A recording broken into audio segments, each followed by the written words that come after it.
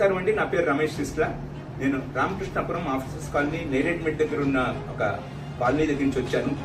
నేను ప్రస్తుతం అక్కడ ఉన్న army officers residents association president. మా కాలనీలో ఒక 3000 గజాల స్థలం ఉన్నది. ఇది అప్రూవ్డ్ లేఅవుట్ లోనే వచ్చింది. ఈ అప్రూవ్డ్ లేఅవుట్ 1968 లో ఇచ్చారు. వెంటనే ఇది మీరు టేక్ఓవర్ చేసేసి ఇది పార్క్ చేయవలసిందిగా ఇన్స్ట్రక్షన్స్ ఇచ్చారు.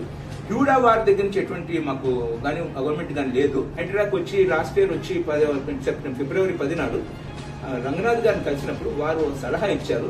కేసు మీకు చాలా పకడ్బందీగా ఉంది, కానీ మీకు కేసు క్లియర్ కాకపోతే హైకోర్టులో క్లియర్ కాకపోతే మనం ఏం చేయలేము. అది చేసిన వెంటనే నేను నెక్స్ట్ డే మీకు హ్యాండ్ ఓవర్ చేస్తానని వారు ప్రామిస్ చేశారు. ఆ విధంగానే మేము కేసుని మా అవస్థలు మేము పడి ఆ కేసులోంచి బయటకు వచ్చాము. కేసులో ఎటువంటి ఇబ్బందులు లేవు. ఎంక్రోచర్స్ కూడా మన ఇబ్బంది పెట్టలేదు. పొద్దున్నే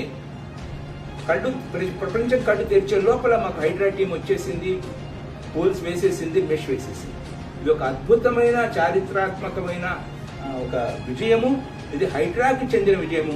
మేము నిమిత్త మాత్రులుగా మాకు చేతన ఉడతా భక్తిగా మేము చేతన సేవ చేసుకున్నాం.